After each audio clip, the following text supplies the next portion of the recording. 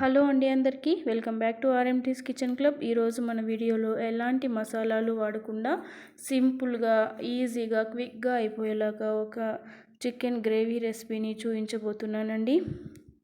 అందుకోసం 1/2 kg చికెన్ని తీసుకుని ఉప్పు, పసుపు, నిమ్మరసం వేసి కలుపుకొని పక్కన పెట్టుకోవాలి. ఇప్పుడు ఒక మిక్సీ జార్లోకి 6-7 వెల్లుల్లి రెబ్బలు, 1 అంగుళం అల్లం ముక్క, 1 ఇంచు దాల్చిన చెక్క, 3 లవంగాలు, మీడియం సైజు టమాటాలు, 1/2 టమాటా, అలాగే ఒక ఉల్లిగడ్డ, కొంచెం కొత్తిమీర, పుదీనా, కొంచెం పచ్చి కొబ్బరి, మీ దగ్గర ఎండు కొబ్బరి ఉంటే కూడా వాడుకోవచ్చు. ఇందులోకి కొంచెం వాటర్ పోసి మిక్సీ చేసుకోవాలి. చూసారా, ఈ విధంగా బరకగా మిక్సీ చేసుకోవాలి. మరీ మెత్తగా రుబ్బుకోకూడదు. ఈ విధంగా ఉంటే సరిపోతుంది.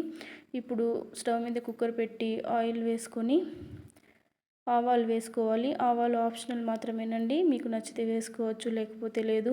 ఆవాలు వేగిన తర్వాత కరివేపాకు, అలాగే మనం రుబ్బి పెట్టుకున్న మసాలాను కూడా వేసుకుని ఒకసారి కలిపి వేయించుకోవాలి.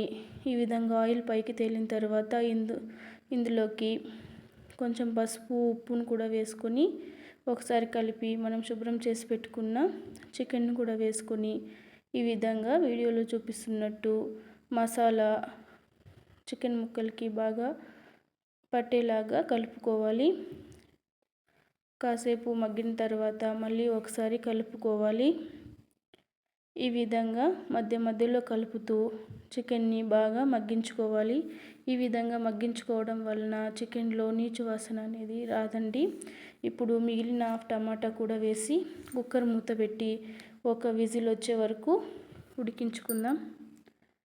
ఇప్పుడు స్టవ్ ఆఫ్ చేసి కుక్కర్ మూత తీసి చూద్దాం. చూసారా, ఆవిరిపోయిన తర్వాత మూత తీయాలండి.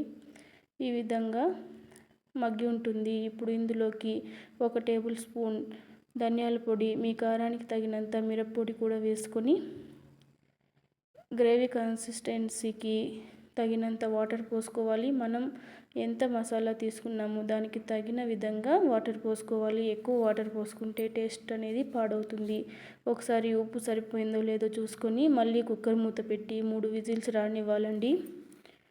ఈ విధంగా 3 విజిల్స్ వచ్చిన తర్వాత స్టవ్ ఆఫ్ చేసి కుక్కర్ మూత తీసి చూద్దాం. చూసారా, ఇలా కర్రీ అనేది చక్కగా ఉడుకుంటుందండి. కొంచెం కొత్తిమీర చల్లుకొని మరి కొద్దిసేపు ఉడికించాలండి. అంతేనండి, స్టవ్ ఆఫ్ చేసుకొని సర్వ్ చేసుకోవడమే. వీడియో నచ్చితే లైక్ చేయండి, షేర్ చేయండి, అలాగే రెసిపీని ఒకసారి ట్రై చేసి ఎలా ఉందో కామెంట్ చేయండి. అలాగే మన ఛానల్ని కూడా కొంచెం సబ్స్క్రైబ్ చేసుకుని సపోర్ట్ చేయండి. Thank you for watching.